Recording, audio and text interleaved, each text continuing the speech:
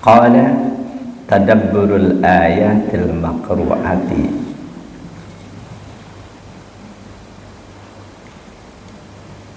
wa baqiyati adhkaris salati wat tafa'uli ma'aha. Di antara hal yang dapat membantu untuk terwujudnya kekhusyuan dalam sholat kita. Kita semua telah tahu bahwa sholat yang akan diterima oleh Allah, yang sholat itu enggak sekedar dikerjakan oleh tubuh, tapi dikerjakan juga oleh hati dan pikiran kita. Hati dan pikiran kita ikut mengerjakan sholat. Bukan tubuh mengerjakan sholat, tapi hati pikiran mengerjakan yang lain. Bukan. Ketika cuma tubuh yang mengerjakan sholat, hati dan pikiran tidak turut serta mengerjakan sholat, sholat seperti itu sah secara fikih, tapi Allah tidak akan berikan penilaian. Tapi jangan lantas salah ambil kesimpulan. Ambil kesimpulan kalau begitu ya percuma sholat, lebih baik gak usah sholat. Ada di antara subscriber saya ngambil kesimpulan seperti itu. Percuma dong kita sholat kalau kita nggak khusyuk, terus sholat kita nggak diterima. Dari situ saya ambil pelajaran bahwa menyampaikan materi keagamaan memang harus sangat hati-hati. Ketika orang baru mulai doyan ibadah, sampaikan ajaran ibadah yang paling mudah. Ketika seperti para jamaah sudah hobi ngerjain sholat, baru tingkatkan kualitas sholat. Jangan sekedar sholat fisik, tapi hati pikiran harus ikut serta mengerjakan sholat. Cuma fisik yang mengerjakan sholat, sah sholat kita, gugur kewajiban kita.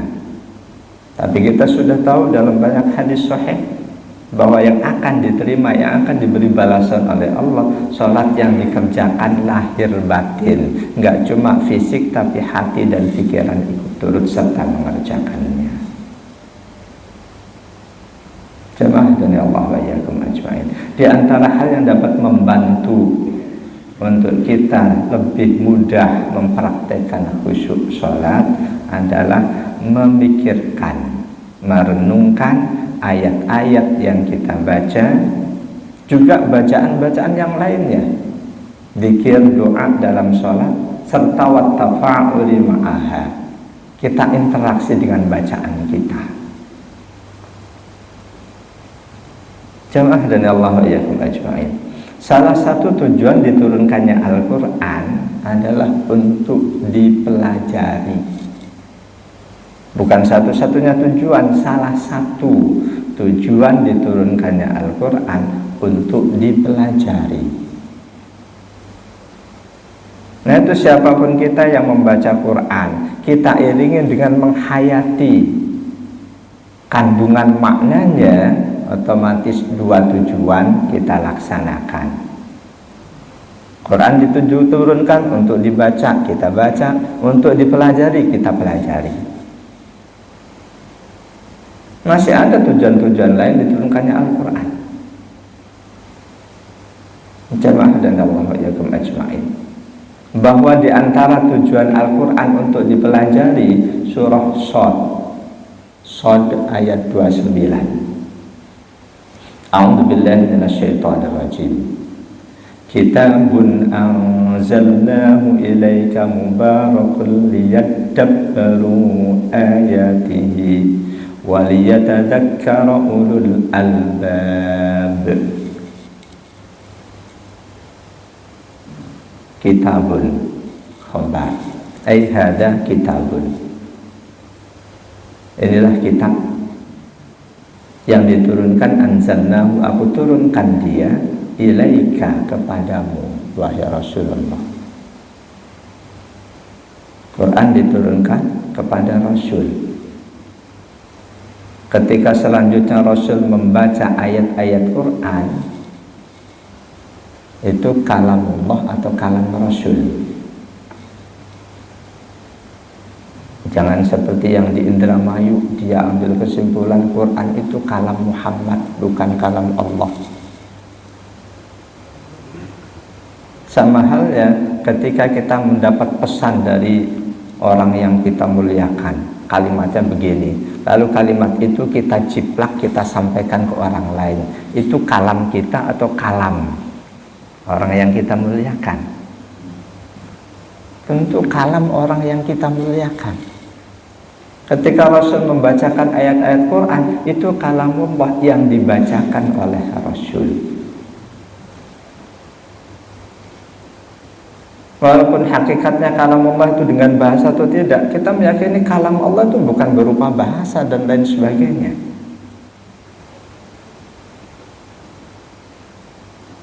Kalamullah salah satu sifat Allah yang melekat dengan zat Allah, bukan baru muncul. Al-Quran ini adalah satu kitab, anzalnahu, yang aku turunkan, ilaika, kepadamu, mubarakun. Boleh dibaca mubarakan, jadi hal yang mengandung banyak kebaikan-kebaikan. Dibaca mengandung banyak kebaikan.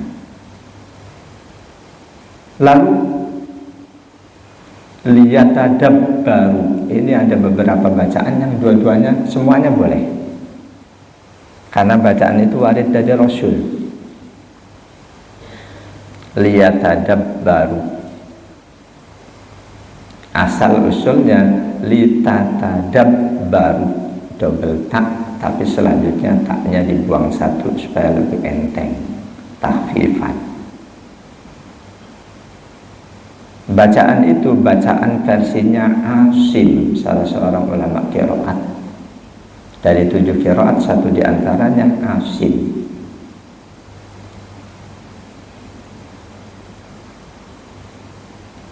Maknanya liyatafakkaru,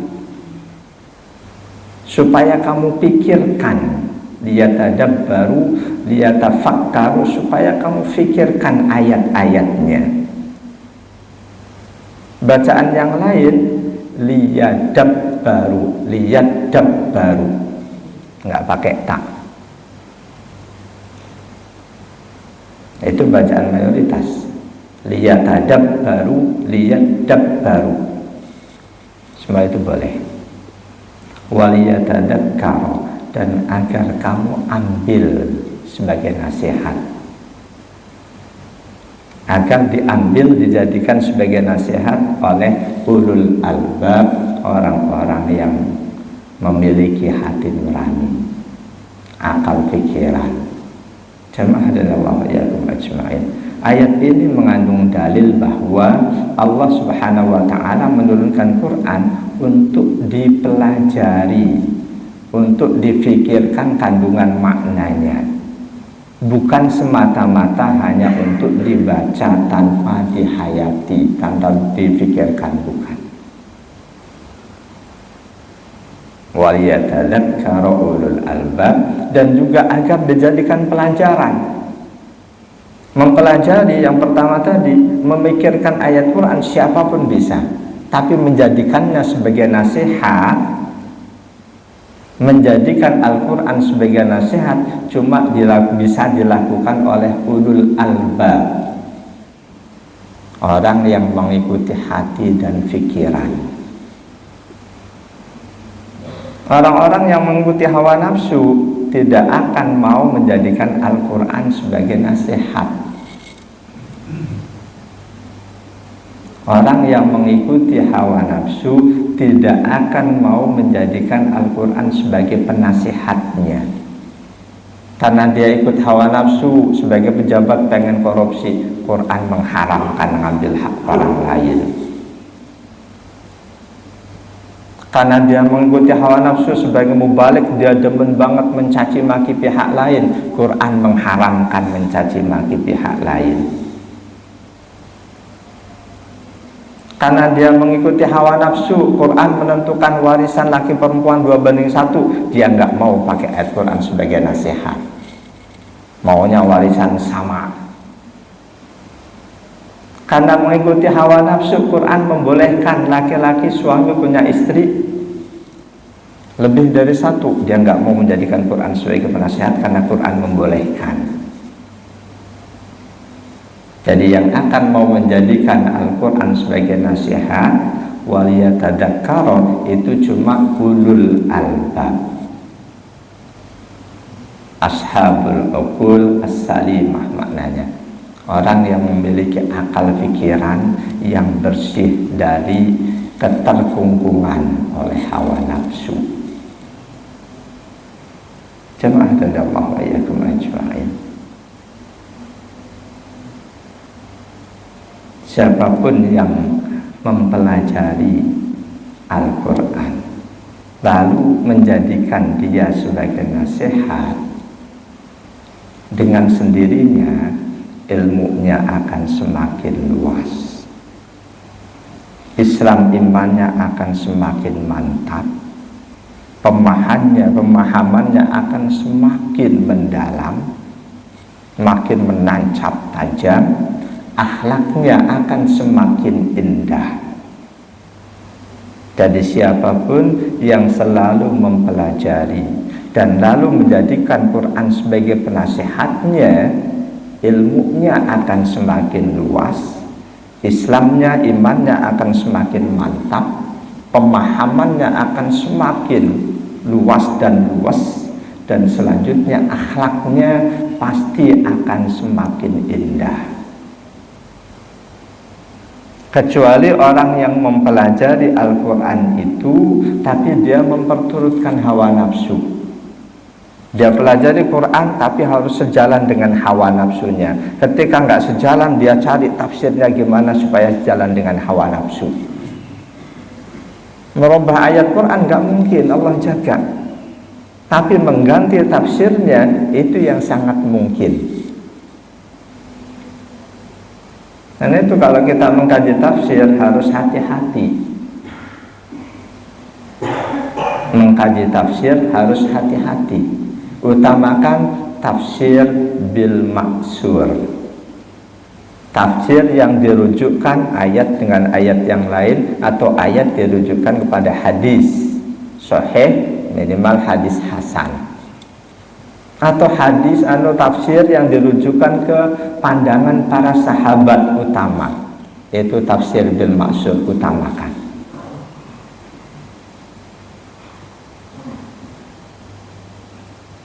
Orang yang mengkaji Quran tapi dalam dasar mengkajinya memperturutkan hawa nafsu, tidak akan akhlaknya makin indah, tidak akan ilmunya makin luas, tidak akan iman Islamnya makin mantap. Boleh jadi, naudzubillah, boleh jadi hasilnya justru karena mengkaji Quran dia malah murtad. Bisa jadi. Sebagaimana Al-Quran dalam hadis riwayat Imam Muslim, Rasul menyatakan wal Qur'anu hujjatun laka au alaika. Quran itu bisa menyelamatkanmu atau menyesatkanmu, mencelakakanmu. Mengkaji Quran pun ketika dia tidak bersihkan dirinya, pikirannya dari hawa nafsu, boleh jadi walaupun yang dikaji Quran bukannya dapat kebenaran, justru keraguan-raguan, bahkan kesesatan. Jemaah dari Allah wa yakum ajma'in. Bahwa Quran bisa menjadikan seseorang sesat karena salah mengkajinya, atau yang paling banyak dia tahu Quran tapi perilakunya tidak diselaraskan dengan Al-Quran, itu tidak bisa dihindari. Mereka yang mengkaji Quran tapi tujuannya tidak baik, Allah sudah berikan peringatan itu pada kita di Ali Imran ayat 7. A'udzubillahi minasyaitonirrajim.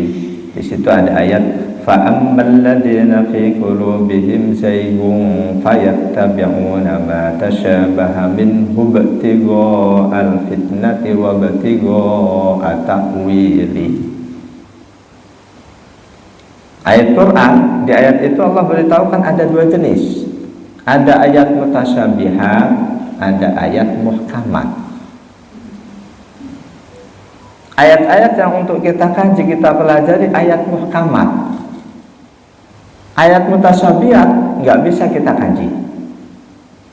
Yang tahu pasti ayat mutasyabihat maknanya apa, arahnya kemana, kandungannya apa, itu cuma Allah. Tapi Allah kasih peringatan di ayat itu, fa'ammal ladzina fi qulubihim zaygun.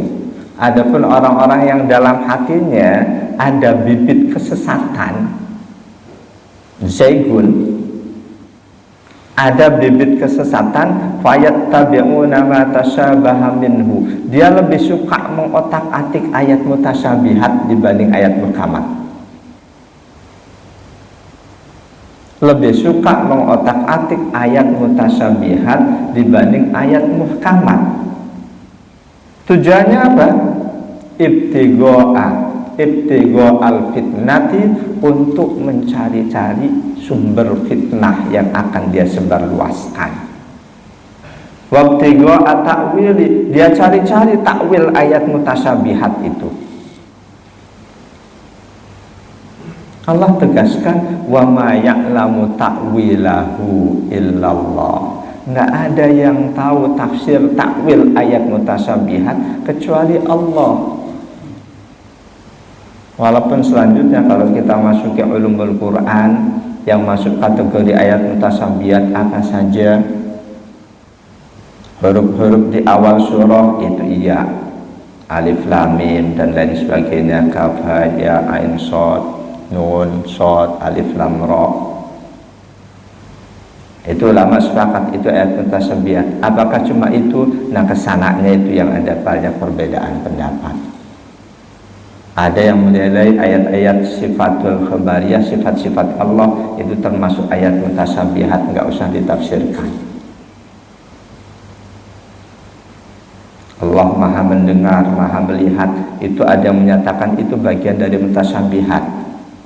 Mendengarnya Allah, melihatnya Allah bagaimana, nggak usah diotak-atik sudah. Pokoknya Allah mendengar, Allah melihat, berbeda dari kita mendengar, kita melihat. Karena kalau ayat-ayat seperti itu diotak-atik, itu salah-salah bisa justru mendangkalkan akidah. Ada saudara kita yang mantap meyakini Allah itu seperti manusia, punya kuping, punya mata, ini. Itu nanti mengarah menjadi kelompok mujassimah yang meyakini Allah itu bentuk satu fisik. Ya usah diperpanjang itu. Jemaah dan ya Allah wa iyyakum ajma'in. Quran diturunkan untuk enggak sekedar dibaca, tapi untuk dipelajari. Wala yusallu tadabburu illa bil ilmi bi makna ma yaqra'u. Kita tidak akan bisa mempelajari Al-Quran ketika kita tidak tahu maknanya. Kita tidak akan bisa mempelajari apapun kalau kita nggak tahu maknanya, nggak tahu artinya. Orang nggak sekolah, tapi dia bisa baca tulisan bahasa Prancis katakanlah, bacanya bisa. Gimana bisa mempelajari kandungannya kalau nggak ngerti artinya? Kita nulis petunjuk bahasanya bahasa Korea, bahasa Jepang, bahasa kanji, nggak ngerti artinya, bacanya aja nggak bisa. Ketika kita nggak ngerti artinya, kita tidak akan bisa mempelajari kandungannya. Fayastati'ut tafakkuru. Kalau kita ngerti, baru kita akan mampu untuk memikirkan kandungan maknanya. Fayantajud dam'u wa ta'assuru, dengan kita mengerti apa ayat yang kita baca, maknanya apa, kandungannya apa. Lebih-lebih kalau kita ngerti riwayat ayat itu, sebab diturunkannya ayat itu, ada momen apa yang mengiringinya, kita ngerti, itu akan selanjutnya mudah mata mengalirkan air mata. Bahkan ayat seperti itu kita baca, itu akan lebih ta'assur, akan lebih membekas di hati kita daripada cuma membaca tanpa mengerti artinya.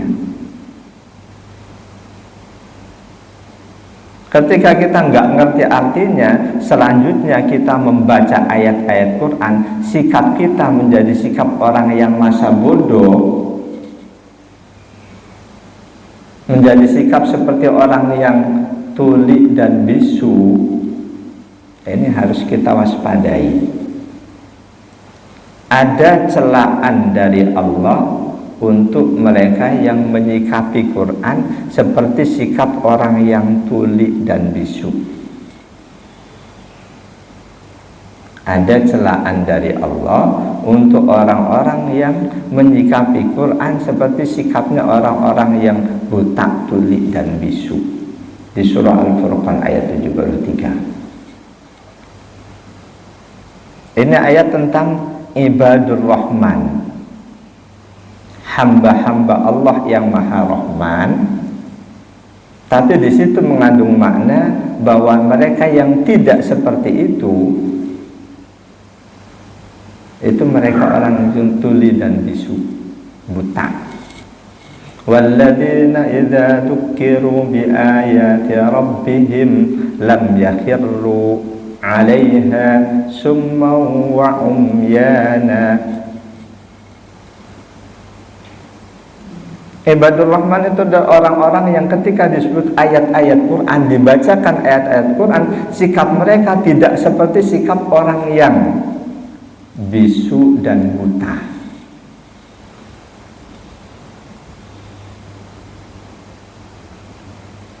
Tidak seperti sikap orang yang tuli, yang budak dan buta. Ibadur Rahman adalah orang-orang yang ketika dibacakan kepada mereka ayat-ayat Allah, sikap mereka tidak seperti sikap orang yang tuli dan buta.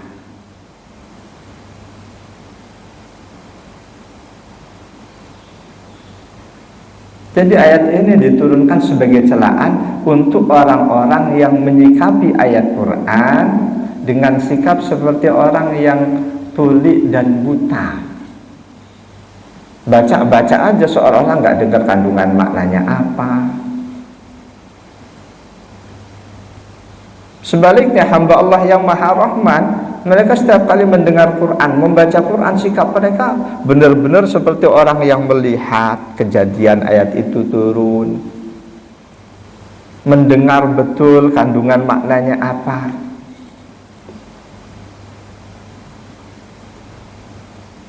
Mungkin selama ini kita nggak terlalu semangat untuk baca Quran, maknanya apa kita pelajari, kita hayati. Dengan mengetahui Al-Furqan 73, harusnya kita mengarah lebih jauh, nggak sekedar bisa baca Quran dengan benar, tapi artinya pun kita ngerti minimal.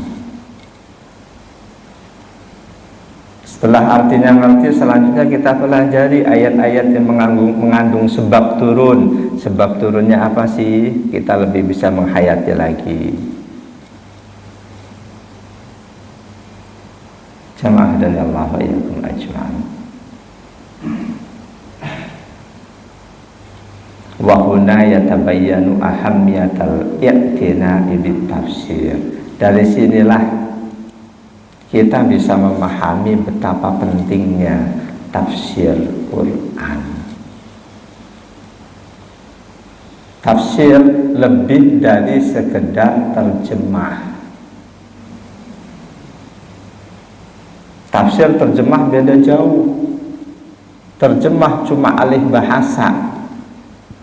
Tafsir penjelasan dari ayat yang ada. Banyak masyarakat yang selanjutnya sudah rancu, kita ngaji tafsir Quran padahal cuma terjemah. ayatnya dibaca, terjemahnya baca, lalu guru menguraikan maknanya. Ketika guru menguraikan rujukannya kemana, andaikan rujukannya sang guru itu memang menguasai tafsir Ibnu Katsir, katakanlah, bisa itu disebut ngaji tafsir. Kalau si guru nggak menguasai tafsir ini, hadis pun tidak dia uraikan, ini yang menafsirkan Quran dengan kemauan sendiri, dengan kehendak sendiri. Ini yang rawan. Sudah ada ancaman dari Rasul. Man qala fil Qur'ani bi ra'yihi falyatabawwa maq'adahu minal Qur'an. Ada yang selanjutnya menguraikan hadis ini, redaksinya diganti sedikit, man qala diganti dengan man fassarul Qur'ana. Dan kitab-kitab hadis yang saya temukan teksnya man qala fil Qur'ani bi ra'yihi.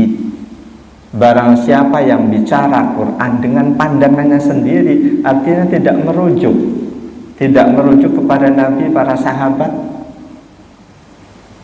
Dia uraikan, dia tafsirkan dengan pandangan sendiri, falyatabawwa maq'adahu minan nar. Siap-siap saja dia masuk neraka.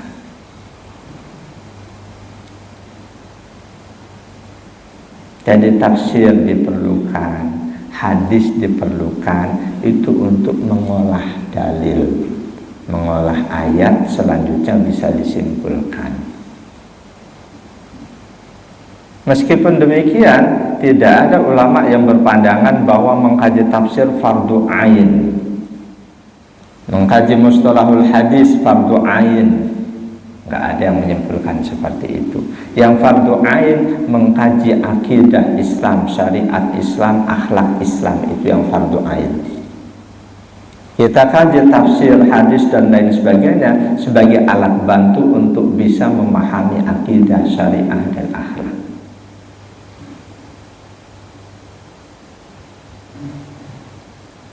Jadi pentingnya tafsir diantaranya ini, supaya kita baca Quran nggak sekedar baca, kita lebih jauh, kita bisa menikmati, kita bisa menghayati. Ada ulama abad ketiga, Ibnu Jarir, Abu Ja'far Muhammad bin Jarir At-Tabari. Beliau lahir 224, wafat 310, mengemukakan, kata beliau, inni la'ajabu mimman qara'al Qur'an wa lam ya'lam ta'wilah. Aku merasa aneh dengan orang-orang yang selalu baca Quran tapi dia nggak ngerti artinya. Kaifa yaltaddu bi qiraati, kok bisa-bisanya dia menikmati bacaannya padahal dia nggak ngerti artinya.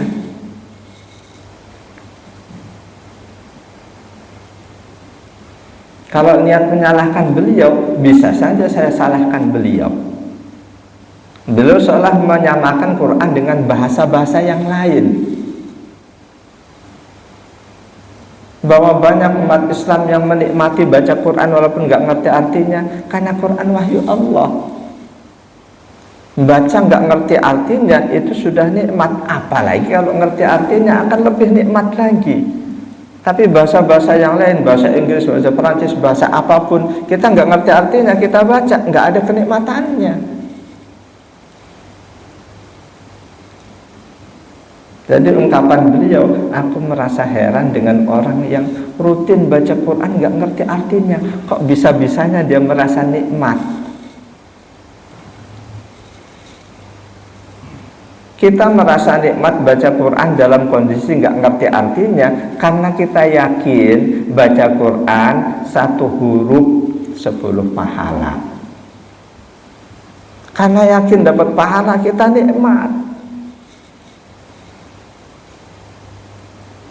Sebagaimana orang-orang ngerjain sholat yang belum ngerti hikmah sholat itu apa, dia yakin sholat dapat pahala, dia kerjakan sholat tengah malam pun bangun demi sholat. Karena yakin ada pahalanya, ada ridho Allah di situ. Lebih-lebih ketika ngerti hikmah sholat, ternyata sholat bisa menjadikan tubuh yang sakit menjadi lebih sehat, dia akan lebih menikmati lagi. Begitu juga baca Quran, nggak ngerti artinya orang bisa menikmatinya karena yakin ada pahala di balik bacaan Quran. Akan lebih merasa nikmat lagi ketika dia tahu artinya. Ya baca, dia ngerti artinya, sekali baca udah langsung, seolah-olah terjemahnya tuh mengiringi bacaan. Nggak perlu baca pelan, lihat artinya, itu sedang belajar mengartikan. Mereka yang ngerti artinya udah langsung, Alhamdulillahirrabbilalamin, Ar-Rahmanirrahim, Maliki yaumiddin, Iyyaka na'budu wa iyyaka nasta'in. Udah langsung. Wala tasubbul ladzina yad'una min dunillahi fayasubbullaha adwan bighairi ilm. Jadi seiring baca udah langsung, nggak mikir-mikir lagi, udah ngerti artinya. Itu akan lebih nikmat. Saya sering nemu ide untuk menyampaikan kajian tematik, kajian apa ketika baca Quran. Wah ini belum ada yang nyampein. Catat, baca lagi. Ini ide yang lain, catat lagi. Cuma saya lebih suka kajian yang berantai daripada tematis. Berantai bisa sampaikan akhlak, akidah, syariah, itu yang fardu ain. Kajian fikih banyak masjid jarang menyampaikan kajian fikih, padahal fikih itu fardu ain. Kemungkinan jarangnya fikih disampaikan karena melihat kenyataan jamaah berbeda-beda. Ini ikut pandangan begini, yang ini begini. Sebetulnya jamaah berbeda bisa sampaikan kajian fikih perbandingan madhab, supaya masing-masing tahu dalilnya. Ini yang begini dalilnya ini, yang begini dalilnya ini. Dan juga selanjutnya supaya mereka tidak lagi saling salah-salahan. Saya rutin sebulan sekali di Bekasi Utara, titian kencana fikih perbandingan madhab. Selama ini kebanyakan DKM yang minta sampaikan ini Ustadz, ajarin ini Ustadz. Ada yang minta tafsir Al-Barakah Syafi'iyah, ada yang minta hadis Duren Jaya, Riyadhus Shalihin. Kalau DKM nggak minta, saya lebih suka sampaikan yang fardu ain, terutama akhlak Islam, akhlak ibadah, dan juga fikih Islam atau perbandingan madhab. Jamaah dan Allah wa iyyakum ajma'in. Jadi Imam Ibnu Jarir, beliau menyatakan inilah a'jabu mimman qara'al Qur'an wa lam ya'lam ma'ani wa lam ya'lam ta'wilah. Kaifa yaltaddu bi qira'ati. Aku merasa heran dengan orang-orang yang selalu baca Quran padahal nggak ngerti artinya. Kok bisa-bisanya dia merasakan nikmat?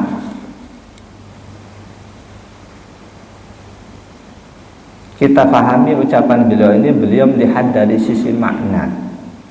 Yakin beliau pun bisa menikmati bacaan Quran sejak sebelum beliau mengerti maknanya. Yakin. Ketika pada mulanya kita menikmati Quran karena ingat pahala, kita udah baca terus, harusnya kenikmatan kita berkurang. Supaya kembali meningkat pula. Kalau semula sekedar baca Quran ingat ada pahalanya, sekarang baca Quran ngerti maknanya. Ya mungkin perumpamaannya, misal makanan sehat, kita menikmati gado-gado. Ketika terus-terusan gado-gado mulu, harusnya rasa nikmatnya berkurang. Supaya tetap nikmat apa? Tambahi dengan mungkin toppingnya ditambah apa, jadi nikmatnya meningkat lagi. Begitu juga baca Quran, semula kita nikmati Quran nggak ngerti artinya, tapi karena tahu ada janji pahala dari Rasul, kita baca terus, kenikmatan harusnya berkurang. Supaya kembali meningkat, tambah baca Quran ada pahalanya dan kita ngerti artinya, kembali lebih nikmat. Ketika nanti berkurang, tambah lagi, nggak sekedar ngerti artinya, kita ngerti asbabun nuzulnya, lebih nikmat. Ketika rasa nikmatnya sudah berkurang, tingkatkan lagi. Kita ngerti Kenapa susunan kalimatnya ini begini, ini begini, ini begini? Apa kandungan makna di balik susunan kalimat itu? Andaikan umur kita panjang, kita tingkatkan terus, pada akhirnya mungkin kita menjadi orang yang fakam di Al-Quran. Kalau sekedar artinya kecil, tafsirnya bahkan kita ngerti, asbabun nuzulnya kita ngerti, hubungan antara satu kalimat dengan kalimat yang lain kita ngerti, kenapa surat ini ditempatkan sesudah ini kita ngerti, bagaimana qiraatnya, ini boleh dibaca begini, ini boleh dibaca begitu, kita ngerti, kita jadi pakar Quran. Tapi yang nggak masalah, mereka yang selalu menikmati Quran, menikmati baca Quran sekedar dasarnya karena Allah janjikan ganjaran, nggak apa-apa.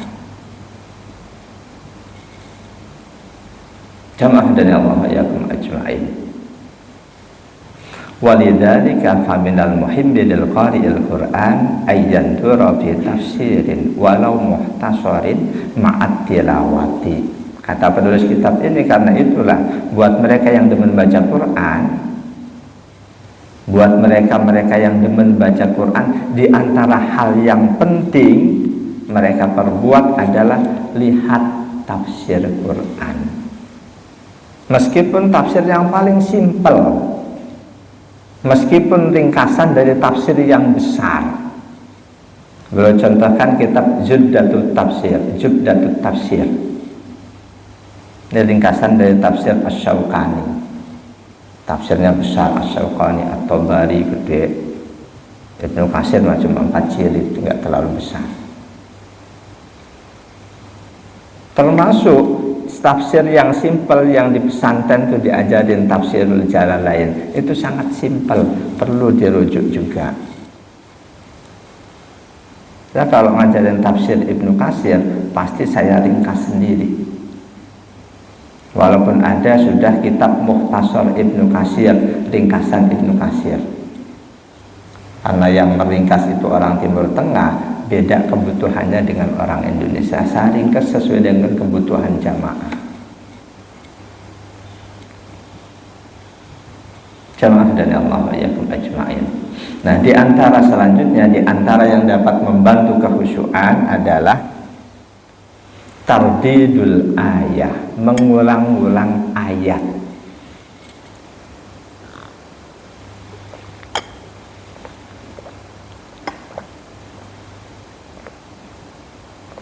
Mengulang-ulang ayat Quran. Bahkan dalam sholat kita baca 1-2 ayat kita ulang-ulang, itu jangan dipermasalahkan. Jangan dikatain, wah dia hafalannya cuma segitu, maka dia diulang-ulang biar panjang. Jangan, itu suudzon. Mengulang-ulang ayat walaupun dalam sholat itu nggak ada masalah. Wa mimma yu'inu 'ala tadabburi katsiran. Di antara hal yang dapat membantu untuk kita bisa mentadabburi, memikirkan, merenungkan ayat Quran banyak.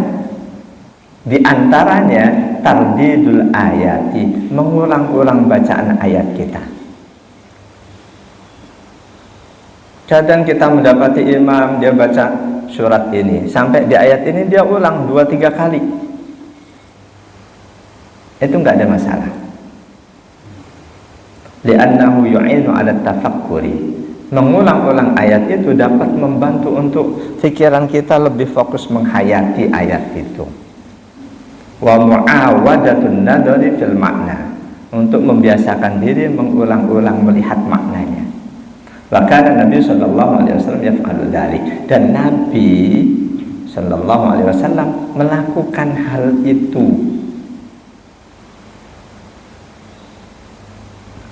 Nabi kadang dalam sholat beliau mengulang-ulang ayat 1-2 ayat, diulang-ulang terus. Dan itu hadisnya sahih. Di antaranya hadis riwayat Imam An-Nasai, Imam Ibnu Majah, Imam Al-Hakim.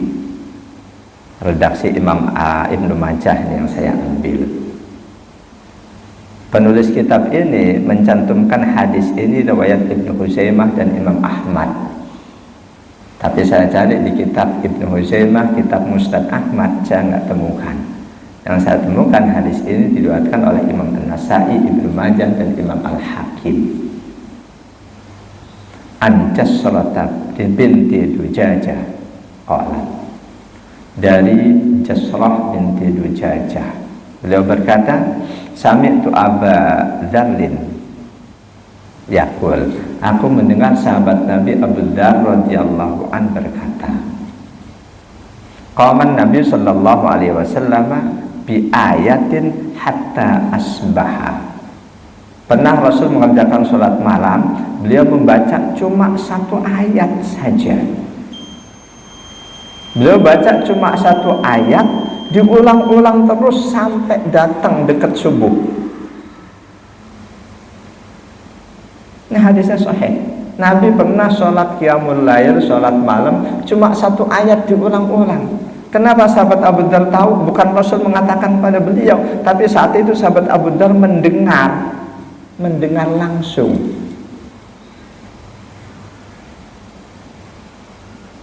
Ayat yang dibaca Rasul dan diulang-ulang ini ayat Al-Maidah 118. Ini yang saat itu Rasul air mata beliau mengalir.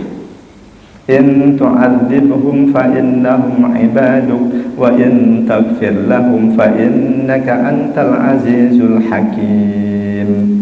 In tu'adzibhum fa innahum ibaduk wa in taghfir lahum fa innaka antal azizul hakim. Beliau ulang-ulang ayat ini. Jika engkau akan siksa mereka ya Allah, hamba-hambamu yang berdosa, fa innahum ibaduk, mereka hamba-hambamu juga ya Allah. Tapi jika engkau ampuni mereka, engkau maha perkasa lagi maha bijaksana. Ini ayat Allah yang diulang-ulang oleh Rasul. Kenapa Rasul mengulang-ulang ayat ini? Tujuannya apa? Ulama menghayati kesimpulan mereka ada dua. Yang satu berpandangan Rasul ucapan Rasul ulang kalimat itu sebagai wujud istiqtof, ungkapan beliau meminta belas kasih Allah untuk umat beliau yang berdosa. Kalau ini kesimpulan yang kita pakai, ketika Rasul membaca itu berulang-ulang, in tu'adzibhum fa innahum ibaduk wa in taghfir lahum fa innaka antal azizul hakim. Rasul membayangkan umatnya yang nanti banyak berbuat dosa.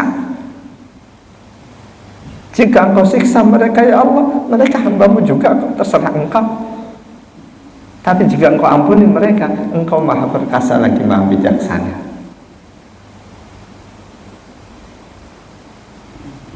Kesimpulan yang kedua menilai ala wajhi taslim, justru Rasul mengulang-ulang itu menunjukkan beliau itu memasrahkan sepenuhnya kepada Allah. Terserah Allah mau perlakukan umat beliau bagaimana. Yang berdosa Allah mau siksa, silahkan, itu memang hak Allah. Allah mau ampuni, itu juga hak Allah. Saya kira dua-duanya niat Rasul mengulang-ulang ayat ini Al-Maidah 118. Sholat malam cuma satu ayat itu beliau baca terus sampai dekat subuh. Kita baca sekali, ngerti artinya, mungkin nggak sampai membekas di hati kita. Ketika kita ulang, nanti akan bisa membekas. Jadi mengulang-ulang bacaan ayat Quran kita itu bisa membantu proses mentadabburi, memikirkan, menghayati makna Quran. Wallahu a'lam bishawab. Otomatis ketika setiap bacaan Quran selalu kita hayati dengan jiwa dan pikiran kita, itulah sholat khusyuk saat itu.